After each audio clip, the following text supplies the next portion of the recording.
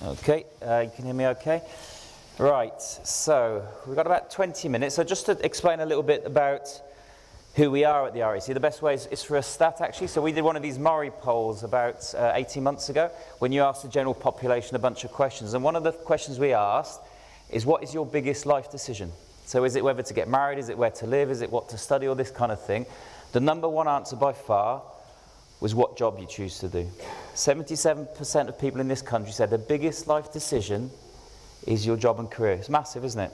And on the back of that, that's why we now march under this banner, is Jobs Transform Lives. So I think anybody involved in the recruitment business, whether it's agency or in-house, whatever, it's a good reminder, isn't it, to ourselves how important our work is. So that's why that now features on our branding, etc. The other thing, perhaps by way of introduction, is a big part of our work at the REC is to elevate our profession, so the recruitment profession. And I know part of your job here in this room is to use less agencies, which is fair enough. But I guess one of the messages from me today is if you do use external help, just use good ones.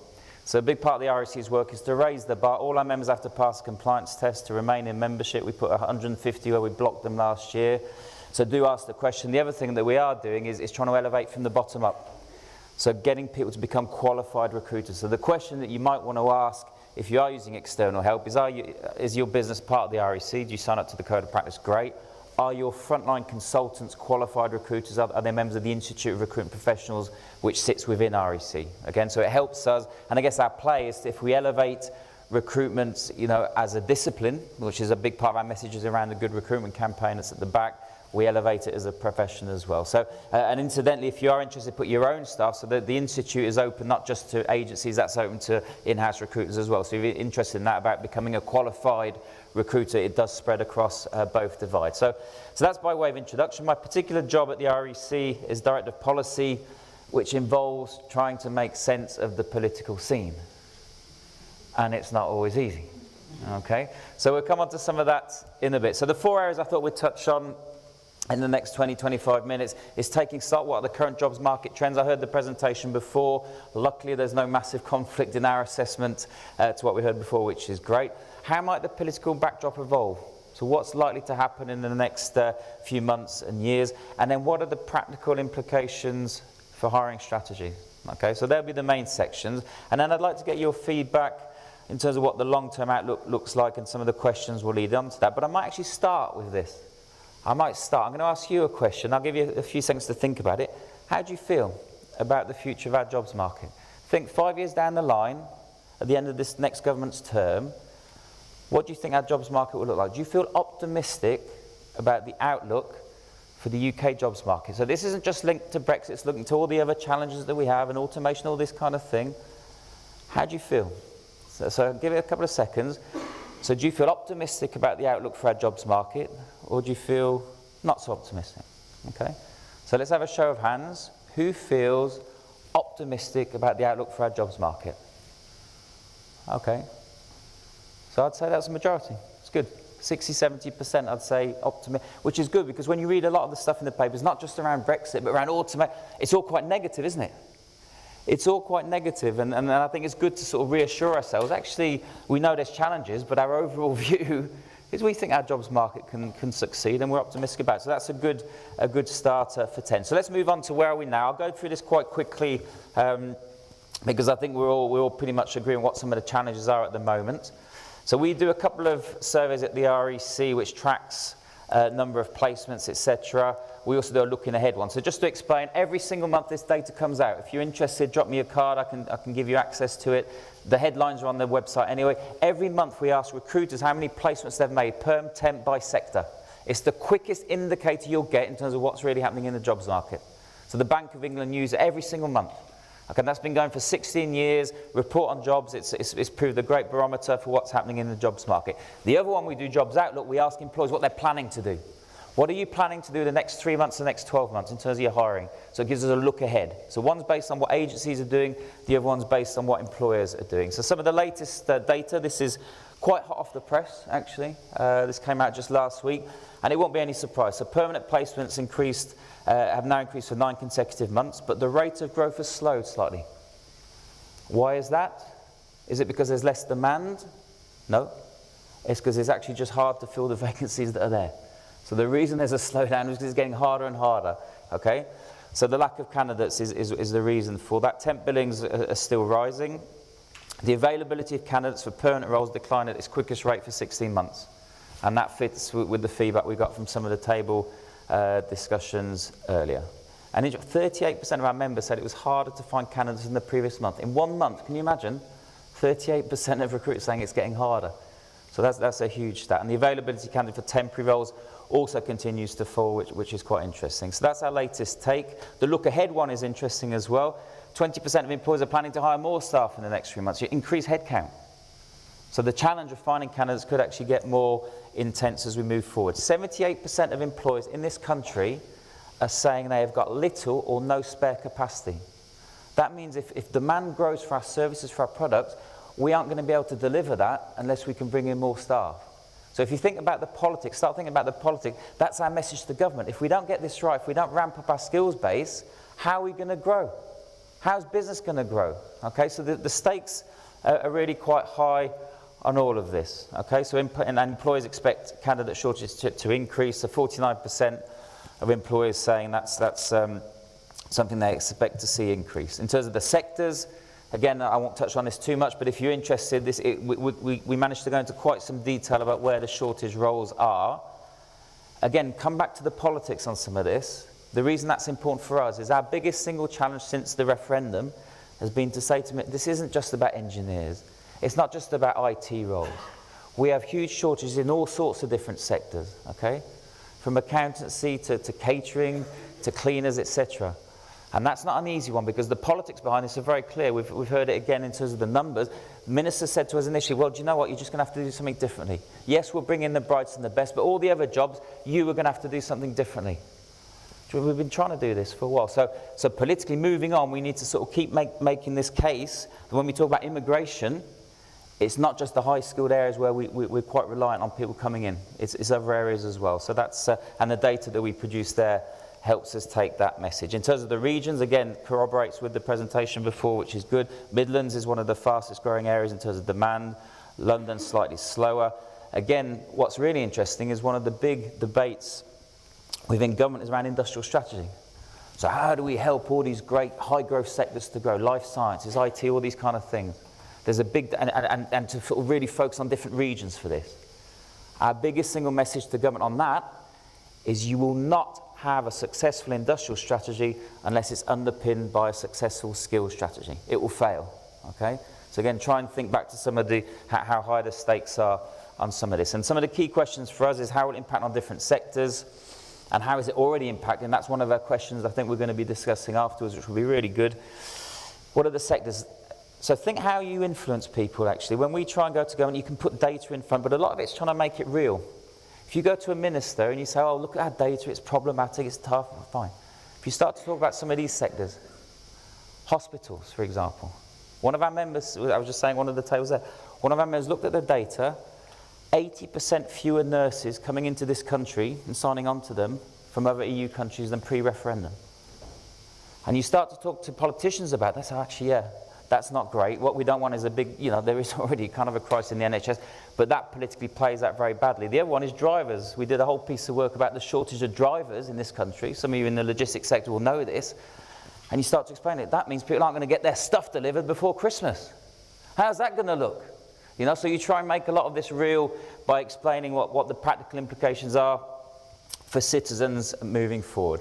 So how will a political backdrop evolve? So let's move into some of this. We've heard a lot of discussions already in the run-up to the referendum. Immigration policy remains a big concern. We've been quite proactive at the REC in terms of really trying to make the case for a balanced and agile immigration strategy, but we know it's heavily politicised. The spotlight will remain on workers' rights. You hear all the stuff, Theresa May's speech on Monday. Has anybody heard of the Matthew Taylor Review? Anybody looked at that? Not really? So the Matthew Taylor Review has been commissioned by the Prime Minister to look at the gig economy, people working in non-permanent roles, okay? And it's interesting, so we're feeding into it, but there is a potentially a danger actually, at a time when we're experiencing skill shortages, and we know that flexible staffing is actually a good thing because it enables you to bring staff in quickly to compensate. What you don't want is something that could affect the flexibility of our jobs market. So that's one to keep an eye on. EU regulations will be reviewed at some point, but do we want that? Is that likely to happen? So who in this room, if you could, would get rid of working time directive, get agency work regulations, a big issue for our sector? Is your message, if I'm government, and you say, well, now we're at the EU, we can do what we want, who would say scrap a lot of that? Would anybody? No? The bonfire, the regulations, no? Nobody keen? Not really? Interesting.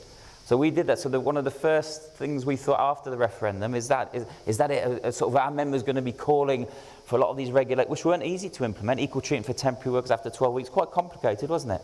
But we've done the investment. We only had one. We had one member ring and said, is that it? Do I not need to do anything around this? Does that mean the agency worker regulations are gone?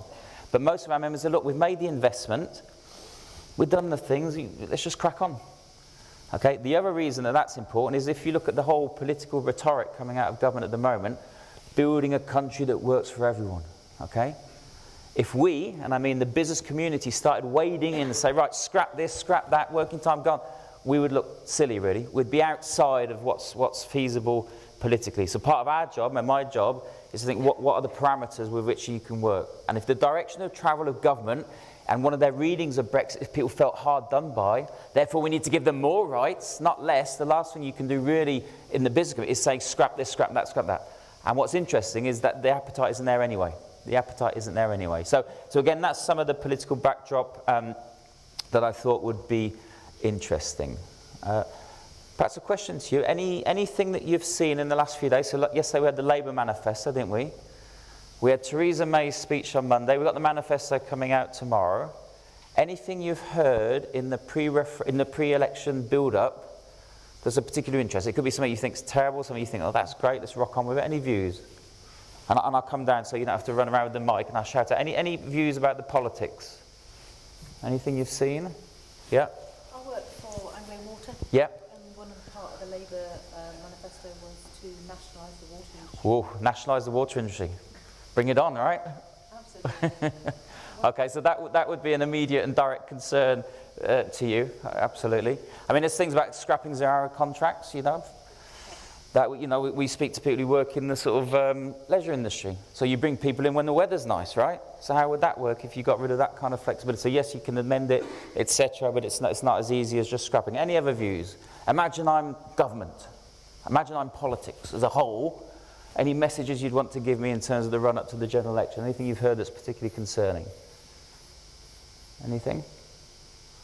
Okay, we'll perhaps come back to that at the end. So the political backdrop, though, is very clear. So it's about building a stronger, fairer Britain, etc., etc. And the other thing I did want to mention is when we look at the implications of Brexit, it's not just in our hands, is it?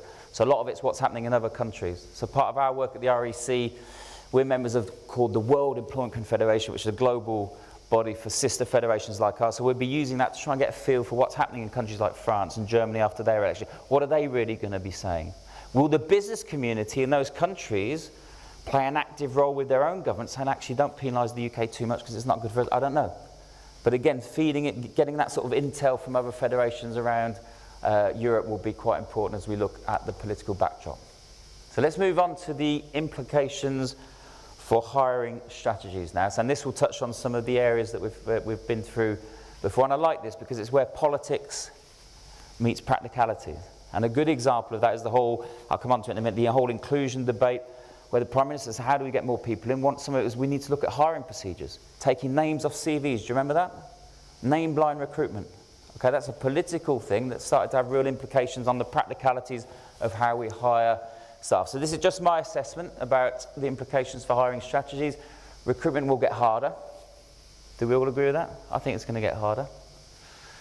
We're seeing, and what it means is employers having to be more proactive. One of our members was saying to me the other day, for the first time in 7 years, we're having to go to jobs fairs in Eastern Europe to bring people in. So whereas people were just coming over, now we're having to get out and go back and actually really try and bring people in. So things will get harder. Demographic changes will also impact. A lot of employers we speak to who are signed up to the Good Recruitment campaign are really starting to look at this. So it's not just about Brexit, it's not just about the immigration, it's the demographics of our workforce, who's going to be retiring. So a lot of companies are getting really quite cute at looking at that. Flexible staffing arrangements will remain crucial in our view.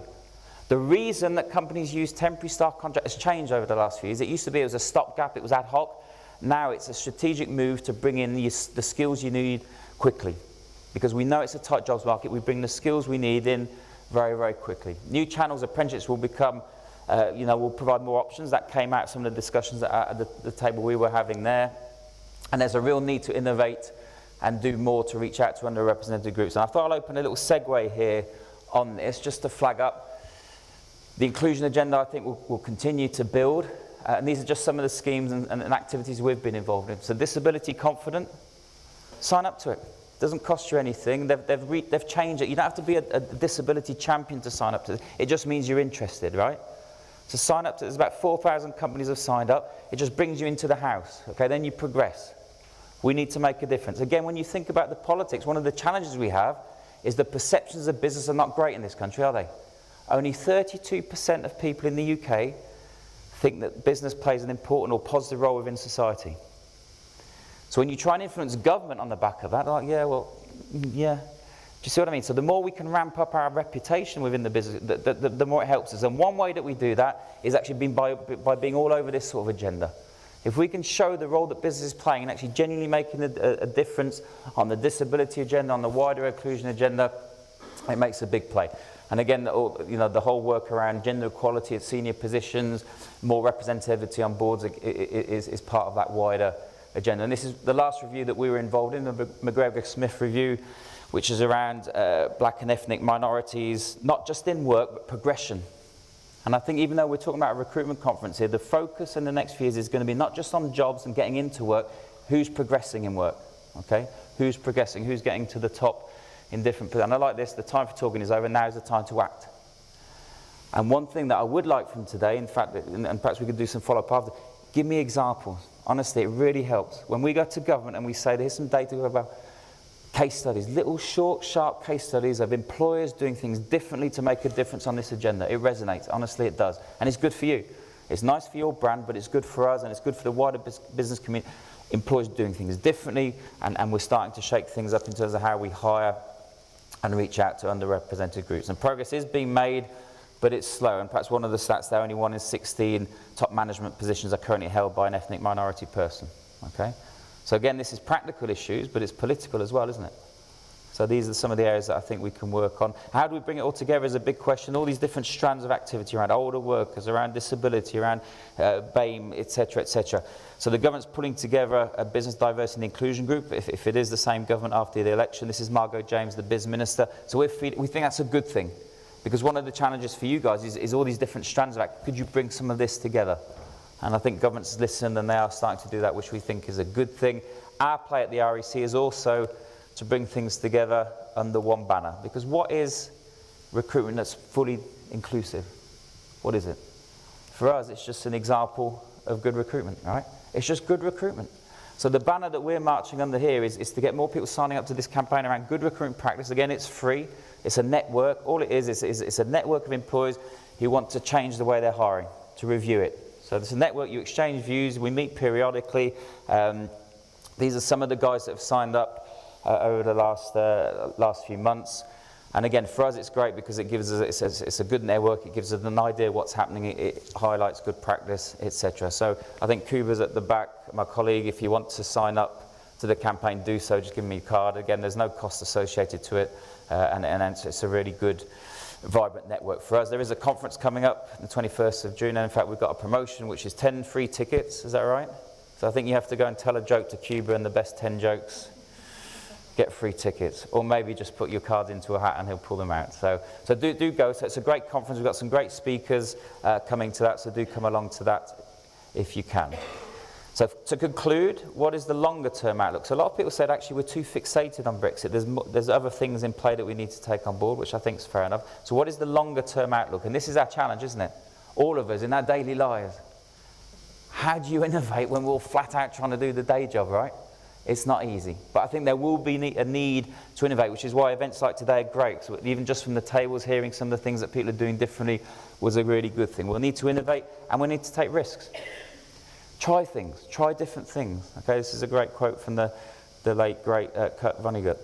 And incidentally, one of the speakers at the Trek conference is Matthew Syed. I don't know if you read his books, Bounce, about the talent myth, but his latest one, Black Box Thinking, which is all about how you take risks and learn from your mistakes and not be scared to take risks. Okay, so he's a great speaker, so that'll be one of the themes there. In terms of the longer term outlook, so this is a quote from an event last year, the developments like the gig economy are changing the very notion of what a job is. That's fair. Our play at the REC is to try and look ahead. So as well as looking at the immediate data, etc., what does evolving demographics, the political landscape, etc., means for jobs and recruitment in the next 5 years. Okay, so we launched a Future of Jobs Commission. We had the first meeting yesterday, actually. And one question came out. So whenever you look at the future, you've got two options. One is say, let's preempt it. Let's say what we think is going to happen and then we prepare. The other one is actually, and this was the steer from yesterday's meeting, the other way you do it is say, let's think what would be a fantastic jobs market? What does a successful jobs market look like? And then say, what can we do to build towards that? So we're not just accepting things are going to happen.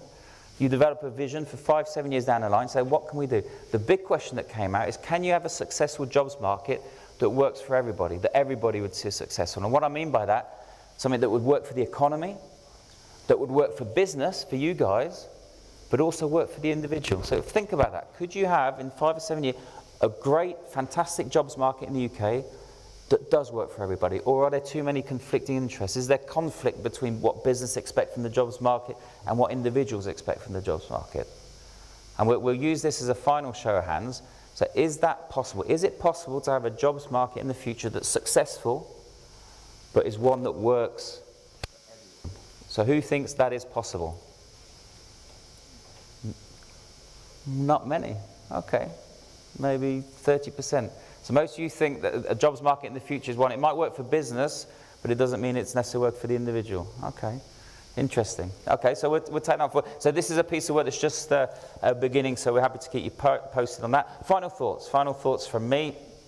One is we need to make sure that in this political arena, post-referendum, Brexit, that there's a focus very squarely on the skills agenda. Every single event we go to, whether it's HR, whether it's recruitment, whatever, skills comes out the number one topic.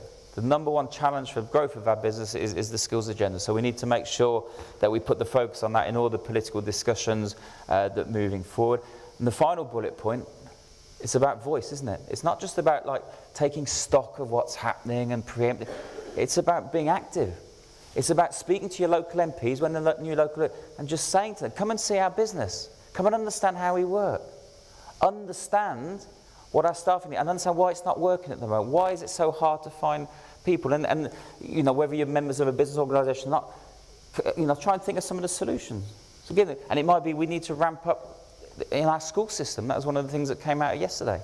The biggest single play for a lot of our members for the next government is why not build a careers guidance network in our schools which is world class, which prepares the future generations for the next world of work. That would be the biggest single play. Okay, so just things like that. So again, being a voice on it, and I think it's important when we go back to the theme of post-referendum, and one of the biggest challenges we've identified is the skills agenda. We need to influence it so it doesn't end in tears. Okay, I think that's a fair point.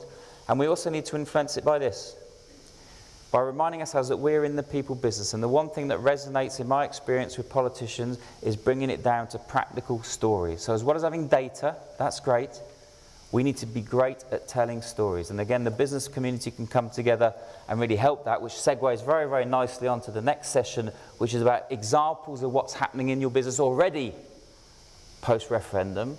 And I'll be hovering around a little bit just to listen, to take that, because that's the sort of story that I really enjoy taking forward with government, and it does resonate. So feed me. Okay, thanks a lot for listening and look forward to the questions.